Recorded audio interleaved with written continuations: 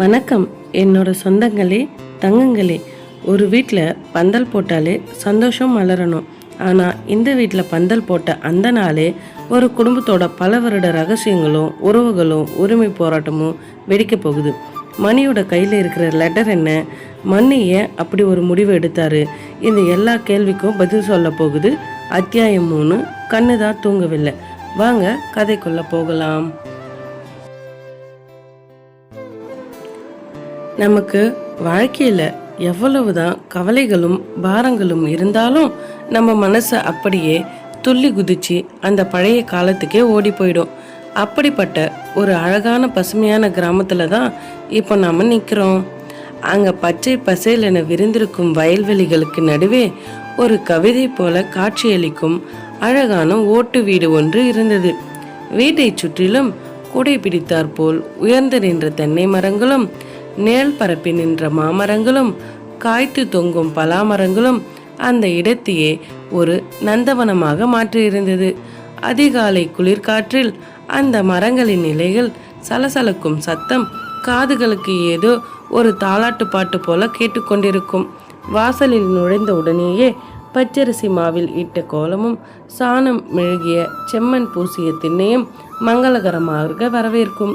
வீட்டின் மேலே அழகாக அடுக்கப்பட்டிருந்த அந்த நாட்டு ஓடுகளின் இடுக்குகளின் வழியே அதிகாலை சூரியனின் தங்க நிற வெளிச்சக்கீற்றுகள் உள்ளே வந்து தரையில் இயற்கை ஓவியம் வரைந்திருந்தது.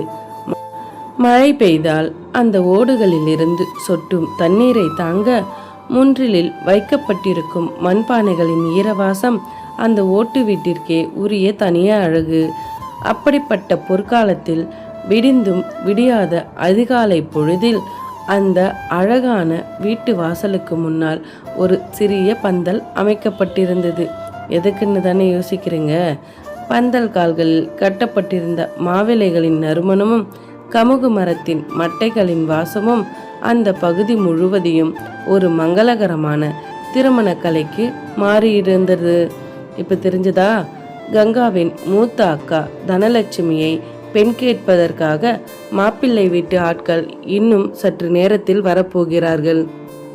அதற்காக அவளது குடும்பத்தைச் சேர்ந்த அத்தனை சொந்த பந்தங்களும் பட்டுச்சேலையும் மடித்து கட்டிய வேட்டியுமாக அந்த சிறிய பந்தலின் கீழே ஒருவித மங்களகரமான பரபரப்போடு காத்து கொண்டிருந்தார்கள். பந்தல் போட்டிருந்த அந்த வீட்டின் ஓரமாக கட்டப்பட்டிருந்த ஒலிபெருக்கில் பொன்மகள் வந்தாள், பொருள் கோடி தந்தாள், பூமேடை வாசல் பொங்கும் தேனாக, கண்மலர் கொஞ்சும் கனிவோடி என்னை ஆளாக்கினாள் அன்பிலே என்ற சினிமா பாடல் இனிமையாக ஒலித்து கொண்டிருக்க, உள்ளே மணப்பெண் கோலத்தில் தனம் கிராமத்து குயிலாக அப்படியே பார்க்குறவங்க கண்ணு கொள்ளாத அளவுக்கு அசாத்தியமான லட்சணத்தோட தயாராகிட்டு இருந்தா. உடம்பை நயமாக சுற்றி இருந்த அந்த பச்சை நிற பட்டு புடவையும் அதற்கு பொருத்தமா அணிந்திருந்த சிவப்பு நிற ஜாக்கெட்டும் அவளது நிறத்திற்கே இன்னும் மெருகூட்டியது.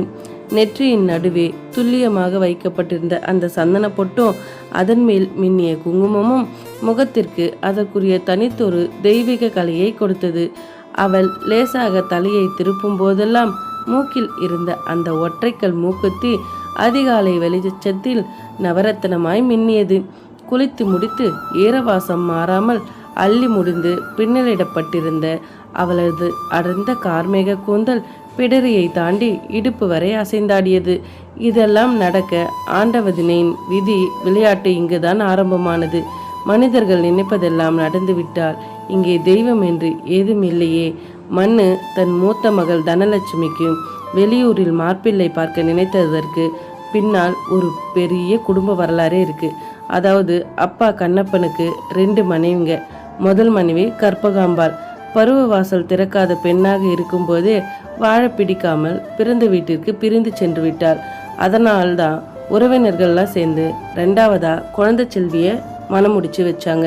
அந்த தம்பதிக்கு பிறந்தவங்க தான் இந்த பாஞ்சாலியும் மண்ணும். ஆனால் இவங்க பிறந்து சந்தோஷமாக வாழறத பார்த்து பொறுக்க முடியாமல் பிரிஞ்சு போன கற்பகாம்பா பருவ வாசல் திறந்து மீண்டும் வந்து கண்ணப்பனுடன் சேர்ந்து வாழ்வேன்னு அடம் பிடிச்சாங்க. இவங்களுக்கு பிறந்தவங்க தான் ராஜகோபால், மணிரத்னம், சதாசிவம். இவங்க 3 பேர். சட்டப்படி பார்த்தா பாஞ்சாலியும் மண்ணுவும் 2ஆம் தாரத்து பிள்ளைங்க தான். ஆனால் வயசப்படி பார்த்தா அத்தனை பேருக்கும் மூத்த வாரிசு பாஞ்சாலை தான். இப்படிப்பட்ட சூழலில் தான் தன்னோட 2வது தம்பியான மணிரத்னத்தோட மனைவி வழி அண்ணனான பழனிக்கு தான் தன்னோட மக தனலட்சுமியை கொடுத்து முறை செய்யணும்னு மண்ணு ஆசைப்பட்டாங்க பாருங்க. அதுதான் மிகப்பெரிய மோசமான செயலாக போயிடுச்சுங்க. மறுபுறம் அங்கே கோவிந்தசாமியின் வீட்டில் ஒரு பெரிய புயல் கிளம்பி கொண்டிருந்தது. பெட்டிக்கடையின் வாசலில் கோவிந்தசாமி உட்கார்ந்திருக்க மணியின் சித்தப்பாவான சம்பத் மெதுவாக வந்து காதை கடித்து கொண்டிருந்தான். அண்ணே, அந்த தனம் பொண்ணை நம்ம மணிக்கு கட்டி கொடுக்கணும்னு முறைப்படி நாம தானே அண்ணே அங்கே உரிமை கொண்டாடணும். ஆனால் உங்கள் மச்சான் மண்ணு நம்ம மணியை மனசில் கூட நினைக்காம அந்த பொண்ணுக்கு வெளியே எங்கேயோ வேற மாப்பிள்ளை பார்த்து இன்னைக்கு அவங்க வீட்டு வாசலில் பந்தல் போட்டு மாப்பிள்ளை வீட்டு ஆளுங்களுக்காக காத்துக்கிட்டு இருக்காங்க அண்ணே என்றான். இதை கேட்டதும் கோவிந்தசாமி ஆத்திரத்தில் வேட்டியை மடித்து கட்டிக்கிட்டு ஒரு கம்பீரமாக எழுந்து நின்னாரு. பிறகு என்ன நடந்ததுன்னு உங்களுக்கு தெரியணும் தானே? இருடா சம்பத்தை, இப்போவே போய் அந்த பந்தலை பிச்சு எரிஞ்சிட்டு என் மச்சான் மண்ணு சட்டையை பிடிச்சு கேள்வி கேட்குறேன் என்று கத்திக்கொண்டே வாசலை நோக்கி புறப்பட்டார். அப்போது செங்கல் சோலையிலிருந்து வேர்வை வடிய வடிய உள்ளே வந்த பாஞ்சால கணவன் கத்துவதை கேட்டு ஓடி வந்து குறுக்கே நின்றார். நில்லுங்க, நீங்கள் எதுக்கு அங்கே சண்டைக்கு போகிறீங்க? நீங்கள் போனால் அங்கே மாமா மச்சான் சண்டையாக மாறி பஞ்சாயத்து ஆகிடும். அங்கே சண்டைக்கு நீங்கள் போக வேண்டாம், நானே போகிறேன் அப்படின்னு தடுத்தாங்க பாஞ்சால. காரணம் இல்லாமலா கூட பிறந்த என் தம்பி மண்ணு என் பிள்ளைக்கு பொண்ணு கொடுக்காம எவனோ 3வது மனுஷனுக்கு கொடுக்குறானே, அவங்கிட்ட போய் நாக்க புடுங்குற மாதிரி 4 வார்த்தை நானே கேட்டுட்டு வரேன் என்று பாஞ்சாலை ஆவேசமாய் தன் தம்பி வீட்டை நோக்கி விறுவிறுவென்று நடக்கத் தொடங்கினாள். பாஞ்சாலையின் இந்த முரட்டுத்தனமான ஆவேசமான வேகத்தை பார்த்துவிட்டு தெருக்கோடியில் நின்றிருந்த ஊர்ஜனங்கள் அவளது குணத்தை நக்கலாக கிண்டல் செய்து பேசினார்கள். ஏனென்றால் பாஞ்சாலை சிறு வயதிலிருந்தே நினைத்ததை நடத்தி வைக்கும் குணம் கொண்டவள். அதனால என்னவோ. வாங்க இப்ப கதைக்குள்ள போகலாம். அடியே பாஞ்சால, பானை காஞ்சாதான் சோறு கொதிக்கும். ஆனா நெருப்பு அடுப்பியே நெஞ்சுக்குள்ள சுமந்துன்னு திரியிற உனக்கு விடியறதுக்குள்ளேயே ரத்தம் கொதிச்சு போகுதோடி. அப்படி ஒரு கோப கனலோடு தான் பாஞ்சால தன் தம்பி மண்ணுவின் வீட்டை நோக்கி விறுவிறுவென்று அடியெடுத்து வைத்தாள். அங்கே மண்ணுவின் வீட்டு வாசலில் போடப்பட்டிருந்த பச்சை பந்தலின் கீழே அவனது மனைவி அமராவதியும் தனது தாயாரான குழந்தை செல்வியும் சேர்ந்து பலகாரங்கள் பரபரப்பாக செய்து கொண்டிருந்தார்கள். அந்த காலத்தில் பலகாரம் செய்கிறதெல்லாம் தனி ஸ்பெஷல் தானே. இப்போ வாங்க மறுபடியும் கதைக்குள்ளே போகலாம். அப்போது புயல் போல அங்கே வந்து நுழைந்த பாஞ்சால, ஏ அமராவதி, எனக்கு கூட தெரியாம என் தம்பி மக தனலட்சுமிக்கு வெளியூர்ல மாப்பிள்ளை பார்த்துருக்கீங்களே, இதெல்லாம் உங்களுக்கு அடுக்குமா? என் மவன் மணியை பார்த்தா உங்களுக்கு மாப்பிள்ளையா தெரியலையா? அத்தை மவன் மணி இருக்கான், அவனுக்கு முறை பொண்ணு தனத்தை கட்டி கொடுக்கணும்னு அதை விட்டுட்டு பணம் இருக்குன்ற திமிரல எவனோ 3வது மனுஷனுக்கு உன் பொண்ணை கொடுக்க துணிஞ்சிட்டிங்களே. என் மாமன் என்ன அவ்வளோ நாசக்காரனாவா போயிட்டான் என்று நாக்கை புடுங்குற மாதிரி வார்த்தைகளை நெருப்பாக கொட்டினாள். உடனே அமராவதி கோபத்தில் பெட்டிக்கடை வச்சிருக்கிற அண்ணனுக்கு புள்ளையா பிறந்துட்டு இன்னும் ஒரு உருப்படியான வேலைக்கு கூட போகாமல் இருக்கான் உன் மவன். காடு கரையெல்லாம் வேலை பார்க்குற ஒரு ஆளுக்கா என் மக தனலட்சுமியை கட்டி கொடுக்க முடியும் என்றால் மனதில் பல நாளாக வைத்திருந்த பாரங்களை எண்ணி. ஆற்காட்டில் கெமிக்கல் கம்பெனியில் மாதம் நல்ல சம்பளம் வாங்குற மாப்பிள்ளை அவர் என்று மணியை கேவலமாக குத்தி காமித்தாள். இவர்கள் சண்டை மோசமான நிலையை மாறுவதை பார்த்துவிட்டு அமைதியாக பலகாரம் செய்திருந்த பாஞ்சாலியின் அம்மா குழந்தை செல்விக்கு கோபம் தலைக்கேறியது. சண்டையை நிறுத்த குழந்தை செல்வி அங்கே வந்து இடுப்பில் கையை வைத்து கொண்டு தகாத வார்த்தையை வீசினாள். ஏ பாஞ்சால, வாயை மூடிடி. முதல்ல உன் புருஷன் ஊர் நாட்டமையாக இருக்கலாம், ஆனால் இந்த வீட்டுக்குள்ள இன்னும் நான் உயிரோட தான் இருக்கேன். பெத்த மகளுக்கு நல்ல இடம் பார்த்து பந்தல் போட்டு நல்ல வாழ்க்கையை தேடி தர்றதுக்கு அப்பனுக்கு முழு உரிமை இருக்குடி. நீ இங்கே வந்து கத்துறதுனால ஒரு துரும்ப கூட உன்னால் அசைக்க முடியாது. உங்கள் சண்டைக்கார வகையராவுக்கு முன்னாடி என் வம்சத்தோட மானத்தை குலைக்க நினைச்சா இந்த வீட்டின் அஸ்திவாரமே அதிரும், பார்த்துக்கோ என்றார் பெரிய மனுஷி அவள். குழந்தை செல்வி சிங்கமாய் கர்ஜித்ததும் பாஞ்சாலி ஒரு நிமிடம் வாயடைத்துதான் போனாள். இருந்தாலும் தாயின் வாயிலிருந்து வந்த வார்த்தையை தாங்க முடியாமல், சண்டைக்கார வகைராக்கு என்னையாமா கட்டி வச்ச, சொல்லுமா என குடும்ப மானத்தை தெருவில் போட்டு தாயும் மகளும் விளையாட, அந்த நேரம் பார்த்து மாப்பிள்ளை வீட்டு சடங்குக்காக வெளியே வெற்றிலை பாக்கு வாங்க போயிருந்த மண்ணு கையில் பையோடு வாசலுக்குள் நுழைந்தார். பாஞ்சாலை பாய்ந்து சென்று தன் தம்பி மண்ணுவின் சட்டையை பிடித்து உலுக்கினாள். டே மண்ணு, எனக்கு தெரியாம என் முறை பண்ண எப்படிடா நீ வெளியூருக்கு விற்கலாம்? என் மக மணி உனக்கு கேவலமா போயிட்டானாடா என்று ஆவேசமாக கேட்டாள். மண்ணு அக்காவை தள்ளிவிடாமல் நெகிழ்ச்சியோடும் ஆழமான வேதனையோடும் பேசத் தொடங்கினார். இங்க பாருக்கா, எனக்கு மட்டும் என்ன ஆசையா என் மூத்த மக தனலட்சுமியை வெளியூரில் கொண்டு போய் மெனக்கெட்டு கொடுக்கணும்னு. ஆனால் என்ன பண்ணுறது, 2 ஜாதகத்தையும் கொண்டு போய் ஜோசியர்கிட்ட காமிச்சேன்.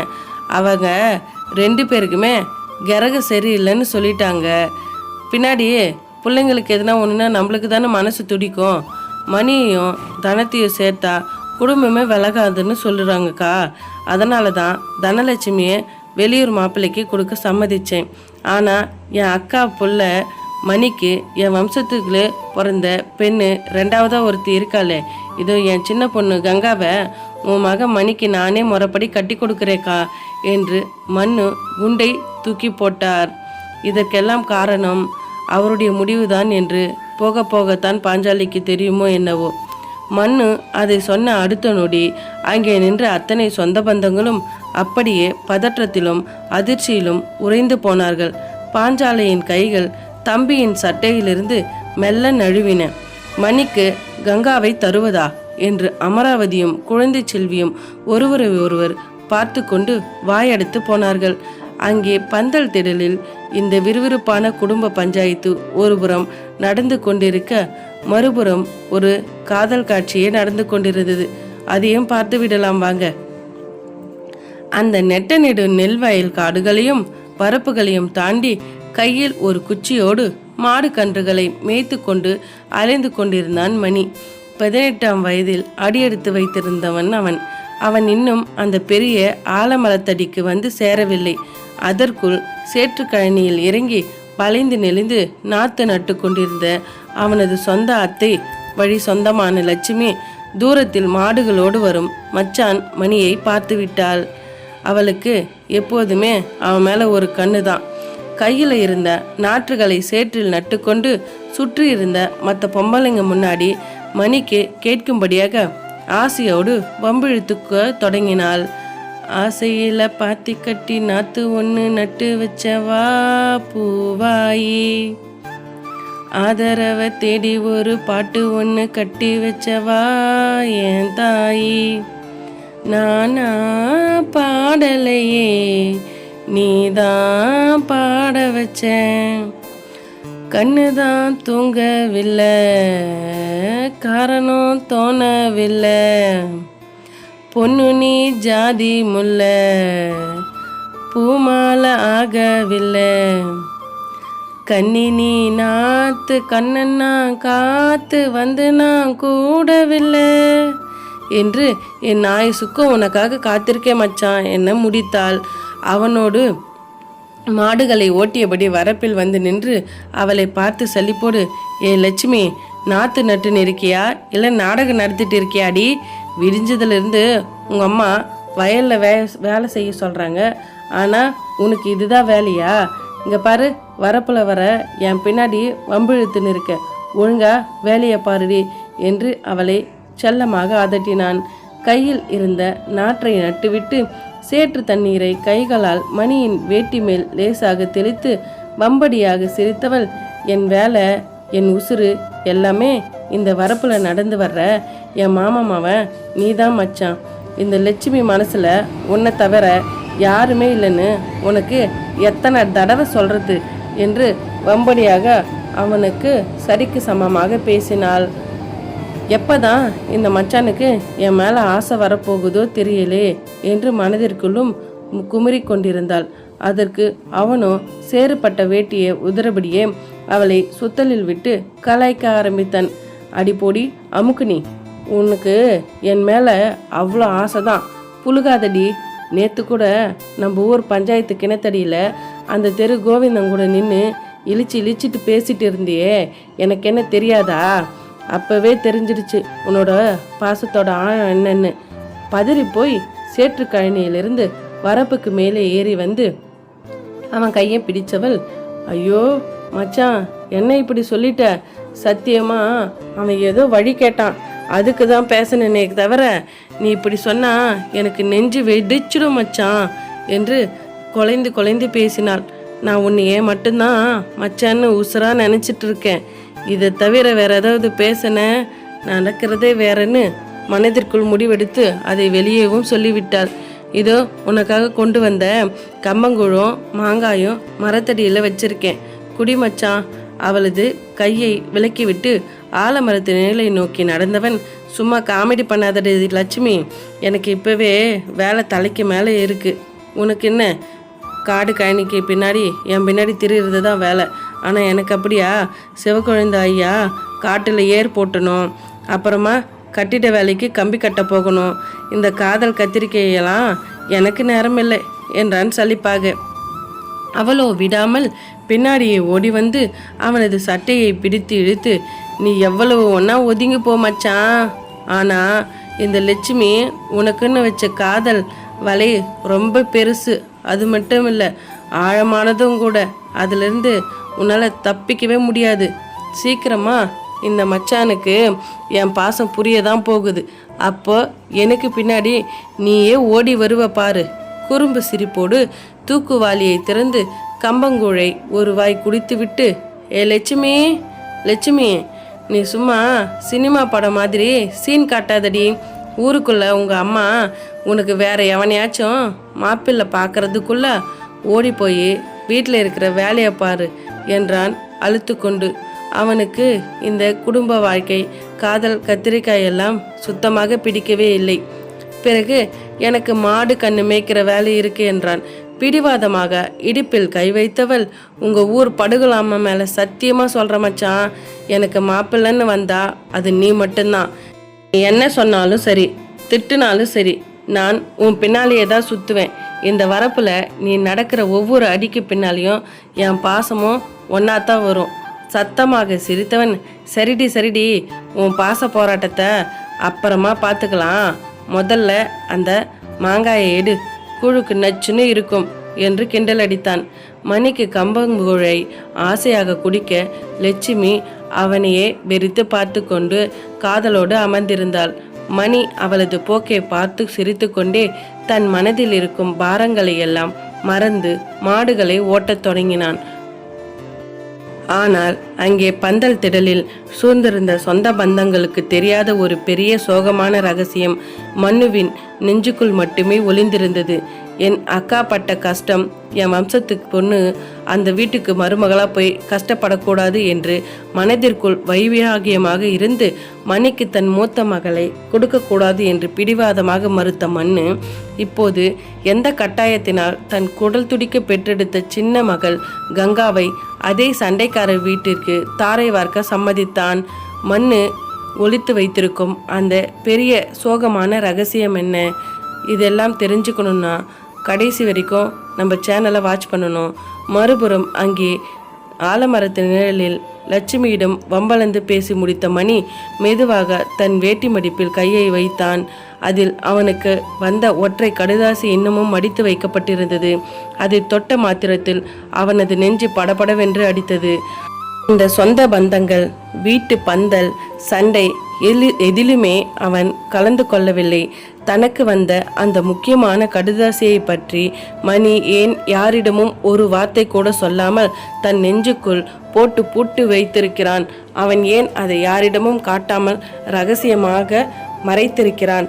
அதற்கு பின்னால் இருக்கும் உண்மையான காரணம் என்ன? உங்களோட கருத்தை கமெண்டில் சொல்லுங்கள்.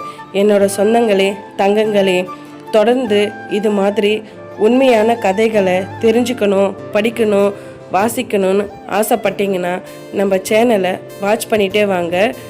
இது வரைக்கும் நம்ம சேனலை சப்ஸ்கிரைப் பண்ணலன்னா சப்ஸ்கிரைப் பண்ணிவிட்டு பெல் ஐக்கானே கிளிக் பண்ணிவிடுங்க.